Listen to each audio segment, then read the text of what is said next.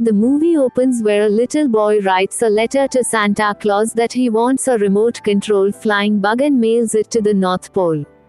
At the North Pole, an Inuit Eskimo boy named Tim picks up the mail to deliver it to Santa's workshop.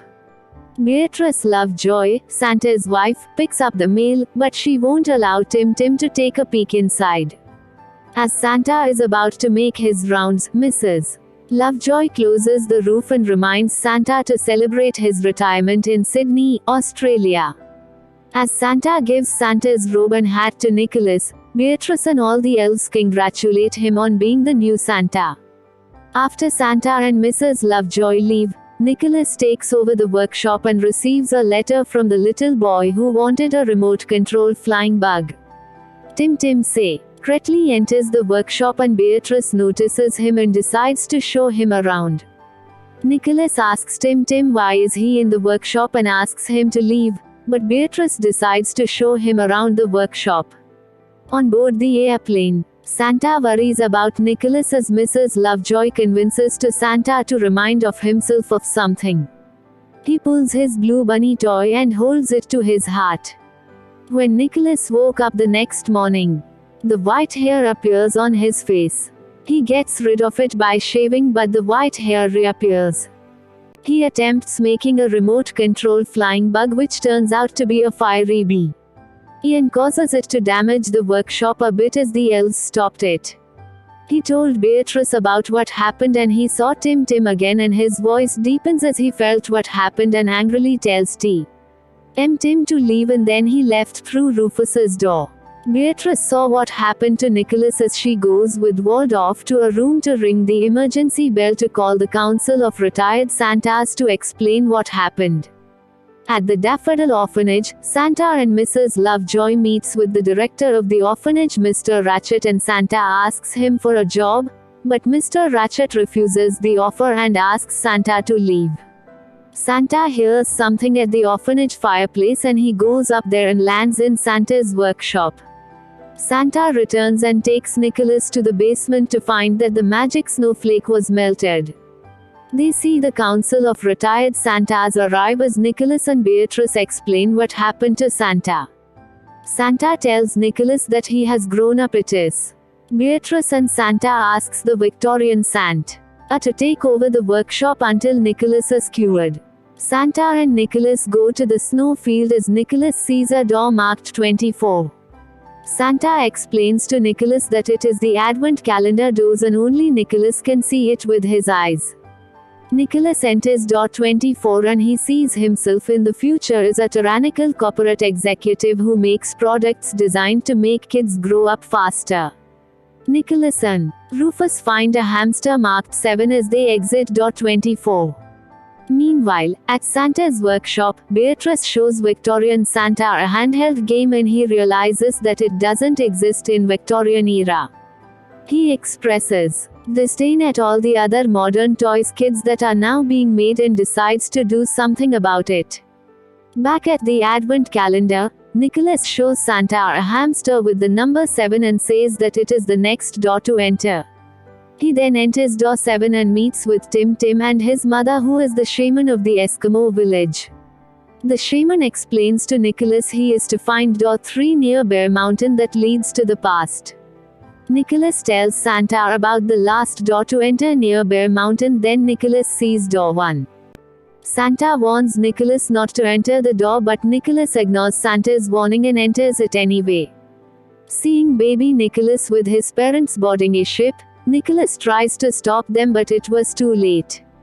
After he exits door 1, the Advent calendar doors collapse as Nicholas now has a beard and Santa asks Nicholas that door 3 still works if he can find it. So Nicholas and Rufus go to Bear Mountain on their own to find door 3 as Santa returns to Daffodil Orphanage. Back at Santa's workshop, Victorian Santa converts toys to bricks and Beatrice notices this and asks the Victorian Santa why. He explains to Beatrice that kids will use their imaginations with bricks for anything they can come up with. He then locks Beatrice in a toy production room until after Christmas Eve so that she won't stop him. Back at the orphanage, Santa picks up the bunny to entertain Zoe, a little girl at the orphanage, until Mr. Ratchet sees this and Santa takes Mr. Ratchet and Zoe to the fireplace through the tunnels to the ship at the North Pole. Mr. Ratchet knows how to steer the ship.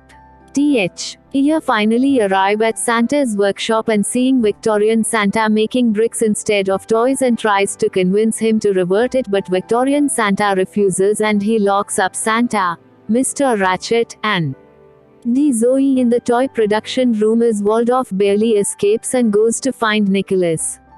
Meanwhile, Nicholas and Rufus arrive at Bear Mountain by moonlight. Nicholas runs and slides down the snow in high. Beard is starting to fade away as the magic snowflake is restored and the spirit fairies fly to Bear Mountain. He finally arrives at Bear Mountain and the magic snowflake spirit fairies reveal the bee. Here and take Nicholas to the base of Bear Mountain. The bear reveals door 3 as he hears Waldorf calling. Nicholas finally enters door 3 and sees himself when he was 3 years old at the orphanage. Nicholas figures out that his teddy bear was a toy that Santa gave to him when he was 3 years old. At the toy production room of Santa's workshop, Santa entertains and gives a bunny to Zoe and Mr. Ratchet sees how thoughtful Santa was to Zoe. Santa knew that it was his glowing heart that was the bonding connection. Back at the orphanage in the past, Nicholas hugs his teddy bear to his heart and gives back to his 3-year-old self and exits door 3. At last Nicholas is grown up. It is as cute as Nicholas and Rufus ride on Waldorf to Tim Tim's igloo in the Eskimo village and the shaman congratulates Nicholas upon succeeding in his tasks. Nicholas invites Tim Tim to Santa's workshop and apologizes for yelling. Nicholas, Tim Tim, Rufus, and Waldorf head to Santa's workshop as Tim Tim distract the elves. Then, Nicholas unlocks the door to the toy production room with his pencil as a lockpick and explains everything to Santa. Victorian Santa notices this and locks them in the toy production room as well along with Tim Tim. Nicholas comes up with a plan to make the little boy's Christmas wish come true, so Nicholas makes a remote control butterfly and uses a pencil as a lockpick attached to the butterfly to unlock the door of the toy production room. As they are freed at last, Nicholas rides on Waldorf to stop the Victorian Santa.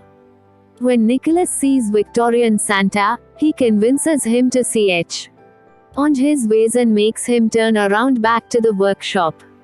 Nicholas collapses and Victorian Santa is stricken with remorse. Eventually, Nicholas is revived with the butterfly wings that he made for the child who wrote the letter at the start of the movie in the sleigh returns to the workshop. Nicholas, Beatrice, Humphrey, and Santa convert the bricks back into toys only to find that there are 2 hours left to make the Christmas delivery around the world. Nicholas convinces them to use the butterfly wings to speed things up. They make a speedy Christmas delivery around the world and deliver the remote control butterfly to child who wanted it for Christmas. Everything is successful as Nicholas now allows children to visit at Santa's workshop. Victorian Santa has kept his promise and provides Christmas dinner to Santa.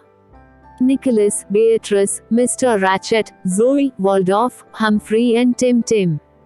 Mrs. Lovejoy enters the room and figures out why Santa wasn't in Sydney. Santa explains to Mrs. Lovejoy about the events that had happened. Mr. Ratchet sees what Santa did all along and finally offers Santa the job to run the orphanage.